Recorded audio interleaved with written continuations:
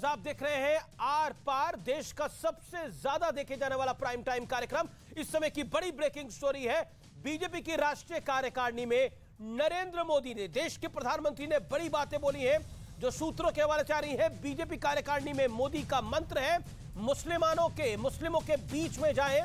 सूत्र ये कह रहे हैं पसमंदा बोरा मुस्लिमों से मिले जाकर, और वोट के लिए ना हो ये मुलाकात, वोट के लिए मुलाकात नहीं होनी चाहिए है, सभी को आगे ले जाने की सोच हो, उसमें आगे बढ़ना चाहिए, ये कहा है बीजेपी कार्यकारिणी में नरेंद्र मोदी का यह मंत्र है। मैं सीधा इस पर रिएक्शन ले लेता हूं, मेरे साथ वारिस पठान है। वारिस पठान, क्या कहते हैं आप? देखो, बिल्कुल जुमला है। मोदी जी ने तो पहले भी कहा था सबका साथ सबका विकास सबका विश्वास। फिर क्या हुआ, हमारी बेटी बचाओ बेटी पढ़ाओ की बात की थी, लेकिन जब हमारी बेटियों को पढ़ने जाना था स्कूल कॉलेज में तो हिजाब पहन के जाने का परमिशन नहीं दिया मोदी जी ने। सबका साथ की बात करते हैं, आज भी लोग उनको मार रहे हैं, लोगों को JSR नाम बोलने पे मॉब लिंचिंग कर दिया जाता है। बार बार हम बोलते हैं कि मोदी जी एक सख्त कानून बनाइए, वरना ये लोग मारते ही जाएंगे मुसलमानों को JSR के नाम पे। कितनी बड़ी स्टेटमेंट है। और अब एक कानून बनाइए, मुसलमानों को मारते जाएंगे। वही फियर मॉन्गरिंग ना करें ना हम लोग। फियर मॉन्गरिंग क्यों कर रहे हैं वारिस पठान? नहीं, फियर मॉन्गरिंग नहीं, ये फियर मॉन्गरिंग ही तो है, मुसलमानों को मार दिया जाए, मारते रहेंगे। किसने मारा मुसलमानों को? कहा था कि मॉब लिंचिंग जो हो रही है उसके ऊपर एक सख्त कानून बनना चाहिए। अरे देश में 2 मॉब लिंचिंग हो गई, आपने तो लिंचिस्तान बना दिया था हिंदुस्तान को, याद नहीं है आपको? 2 मॉब लिंचिंग के बाद आपने लिंचिस्तान का नाम दे दिया था, लिंचिस्तान हो गया हिंदुस्तान। अरे लिंचिंग कब रुकेगा अमीश भाई? अगर लिंचिंग इसी तरह होता रहा तो कहां चला जाएगा देश? कानून नहीं बनते। नरेंद्र मोदी के आने के बाद हो रहा है, लेकिन उनके फुट सोल्जर सुनते हैं क्या उनकी बात? अरे 8 साल से जब से मोदी सरकार सत्ता में आई है, आप देखिए कितनी नफरत बढ़ गई है देश के अंदर। रंग के नाम पे बढ़ गई, गाय के नाम पे बढ़ गई। इनको हमारे मदरसे से इनको हमारे मदरसों से तकलीफ, खाने डॉक्टर अजय लोग कहना चाहते हैं रंग से तकलीफ। जी जी जी, एक इंसान बताइए मुसलमानों के खिलाफ। प्रेम शुक्ला भी कहना चाहते हैं, डॉक्टर अजय लोग भी कहना चाहते हैं। ओके डॉक्टर अजय लोग, फर्स्ट यू मोदी को ब्रेक लगाना पड़ेगा, इन बेलगाम घोड़ों पे ब्रेक लगाना पड़ेगा। बिल्कुल, नरेंद्र मोदी को ब्रेक लगाना पड़ेगा। जी जी जी जी जी जी, जवाब इन बेलगाम घोड़ों पे। प्रधानमंत्री जी तो 2014 से, जब से प्रधानमंत्री बने या उसके पहले से, तब से ही मैसेज दे रहे हैं। वो डिपेंड करता है कि लोग उसको ग्रहण कैसे करें। आज उन्होंने जो बात बोली तो क्या एक्शन लिया? वो अपने कार्यकर्ताओं के लिए बोली, और एक मिनट, और वो जब बोली तो बहुत कन्विक्शन के साथ बोली, उसको लोग फॉलो भी करेंगे। लेकिन आपका क्या करेंगे साहब? आपको तो सोते जागते ऊपर और नीचे हर समय 24 घंटा मुसलमान ही दिखता है। आपने कभी देश के हिंदुओं के बारे में चर्चा किया? हम तो संविधान की बात करते हैं, आपके हम तो दलित भाइयों की बात करते हैं, आपके साथ। हाँ, हिंदुओं की बात जब आती है तो संविधान याद आ जाता है। चारों रंग को पसंद करते हैं। हिंदुओं की बात जब याद आती है तो संविधान याद आ जाता है, बाकी समय मुसलमान याद आते हैं। बाकी समय मुसलमान याद आते हैं। हिंदुओं की बात जब आती है तो संविधान याद आता है। टोपी से नफरत है, आपको मुसलमान की दाढ़ी से नफरत है।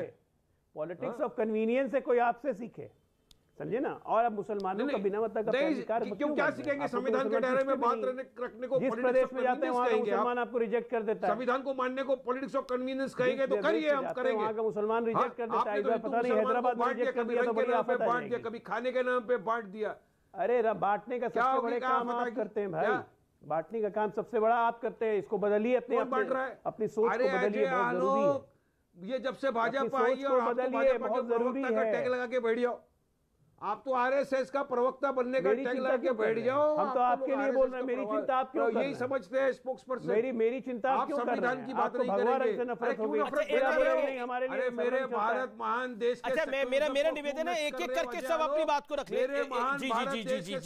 को क्यों नष्ट कर रहे हो? जी जी, एक एक करके अपनी बात को रख ले। इसमें कूद गए, एक एक करके अपनी बात को रख ले। जब मैंने बोलना शुरू किया ये बीच में। ठीक है डॉक्टर अजय आलोक, अपनी बात को कंप्लीट करिए। 40 सेकंड आपके पास है, मेक योर पॉइंट। मैं 20 सेकंड में खत्म कर लूंगा। मैं कह रहा हूं कि मैंने जब बोलना शुरू किया तो पहले कांग्रेस प्रवक्ता कूदी क्योंकि सच्चाई थी, मिर्ची लगी। मैंने इनके बारे में बोलना शुरू किया तो ये कूद गए क्योंकि सच्चाई है, मिर्ची लगेगी तो स्वाभाविक है कि मेरी बात नहीं जाए। लेकिन मेरी बात नहीं है, ये आम मानस की बात है, आम जनता की बात है। जो परसेप्शन आप लोग के बारे में गया हुआ ऑलरेडी, उसको कैसे बदलोगे? उसके लिए अजय आलोक की जरूरत नहीं है।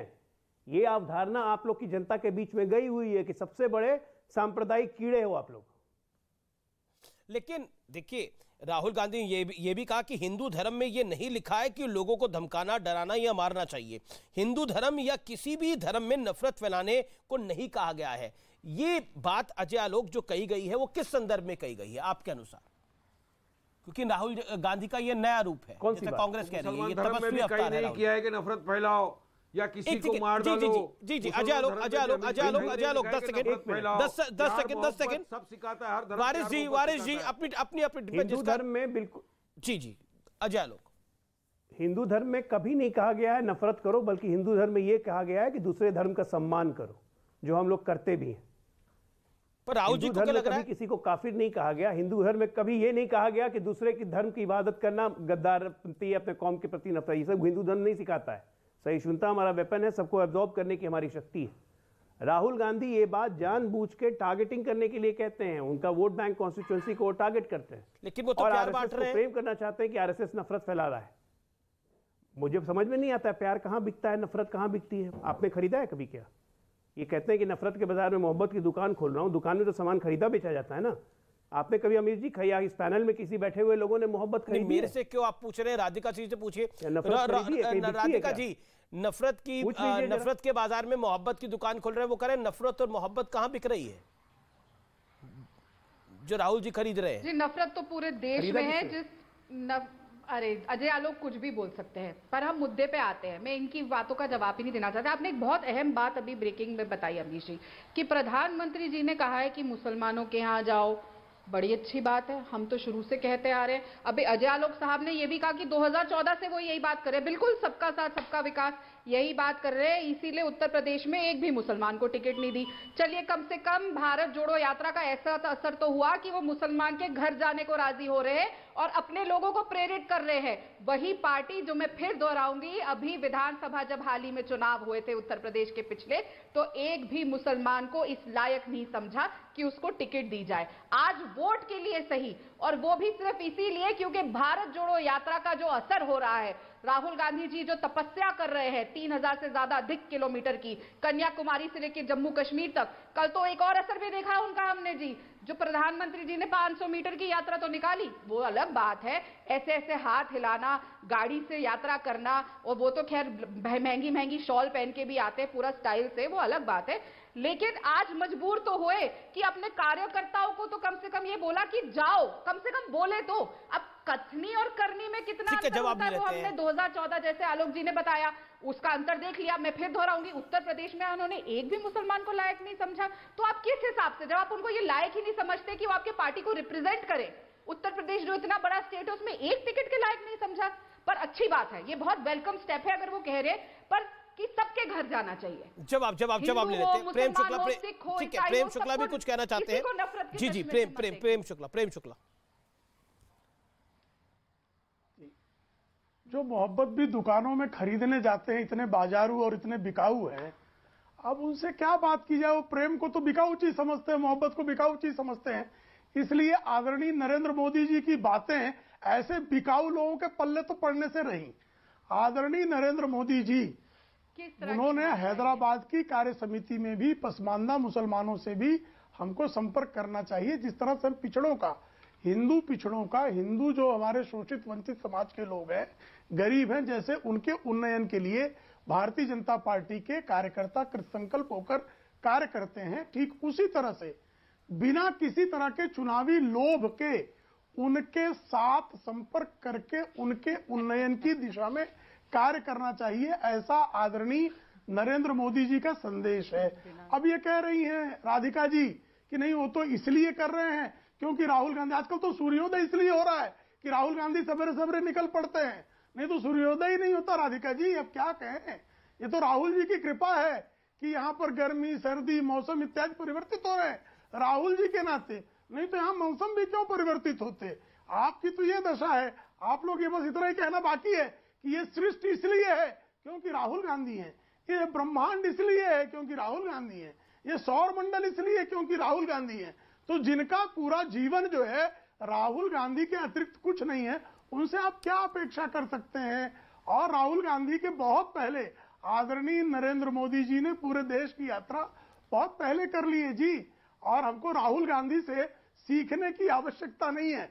और भारतीय जनता पार्टी में यात्राओं का सिलसिला डॉक्टर श्यामा प्रसाद मुखर्जी ने ठीक है, जवाब लेते हैं। ओके राधिका केड़ा जवाब, राधिका केड़ा जवाब। श्रीमान राहुल गांधी के जन्म में बहुत, लेकिन अब तो राहुल गांधी का ये तपस्वी अवतार है, जैसा कांग्रेस बार बार कह रही है, कई बार उसने अपने हैंडल से ट्वीट भी किया, तपस्वी हो गए हैं राहुल गांधी।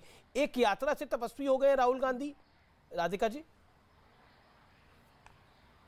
देखिए, सबसे पहली बात जो ये खींच दिख रही है ना, जिस तरीके से जो अभद्र भाषा, चाहे राहुल जी को गाली देना हो डिबेट के शुरुआत में जिसपे आपको आपत्ति नहीं हुई, चाहे अभी भी बिकाऊ और ये जो शब्द इस्तेमाल कर रहे हैं ना भारतीय जनता पार्टी के प्रवक्ता, देखिए अमीश जी, मैं इनके बीच में नहीं बोली, इनको चुप करा दीजिए या म्यूट कर दीजिए। क्या गाली है मुझे बताइए, झूठ बोल रही हैं आप, झूठ बोल रही हैं। गाली कौन सा है, कौन सा शब्द गाली बताइए, कौन सा शब्द गाली है बताइए, ये तरीका नहीं है, कौन सा शब्द गाली है बताइए। आप झूठ बोल रही है ना, इसलिए मुझे टोकना पड़ रहा है। मुझे बताओ कौन सा शब्द गाली अमीश जी बताइए। अमीश जी गाली क्या मैंने दी बताइए, इनसे माफी मांगने कहिए, इनसे माफी मांगने की क्या गाली? राधिका जी कौन सा शब्द गाली है? अच्छा, कौन सी गाली दी प्रेम शुक्ला ने?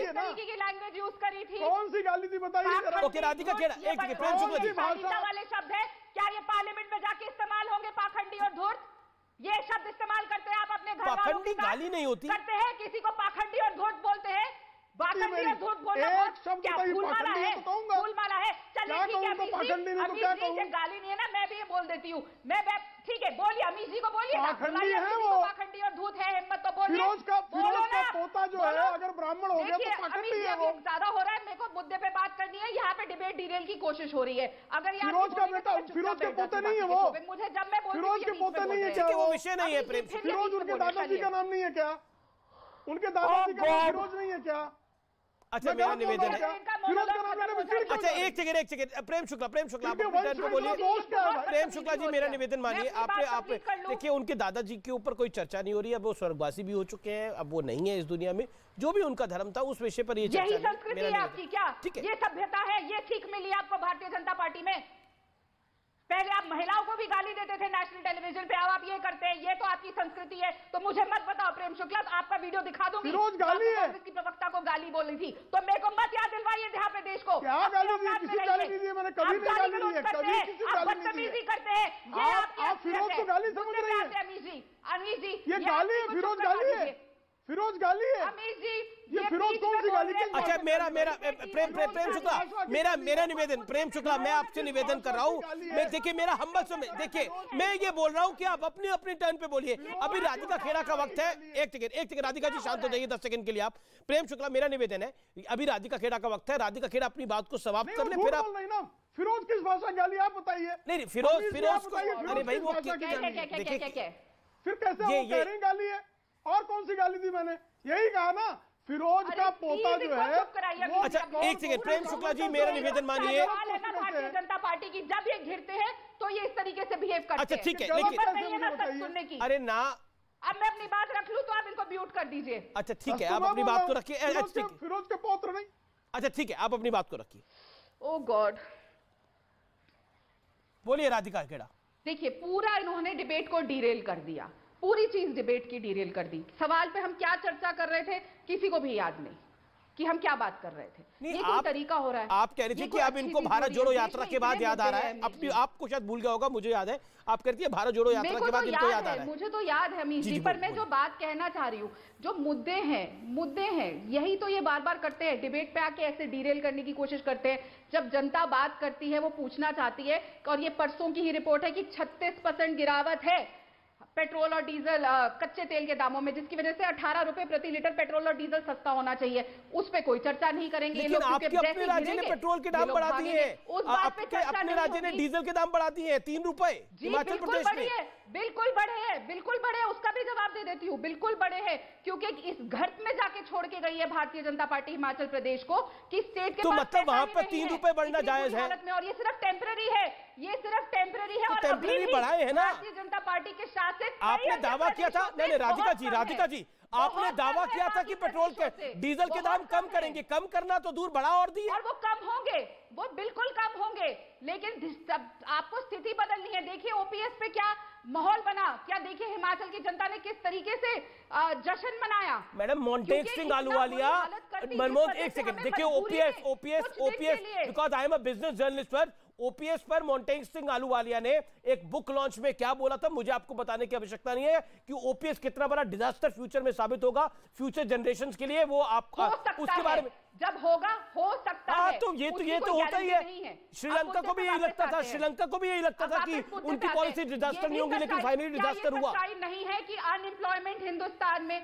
क्या ये सच्चाई नहीं है? मैडम अनएम्प्लॉयमेंट पूरी दुनिया भर में, अमेरिका में अनएम्प्लॉयमेंट है, यूके में अनएम्प्लॉयमेंट है, जर्मनी में अनएम्प्लॉयमेंट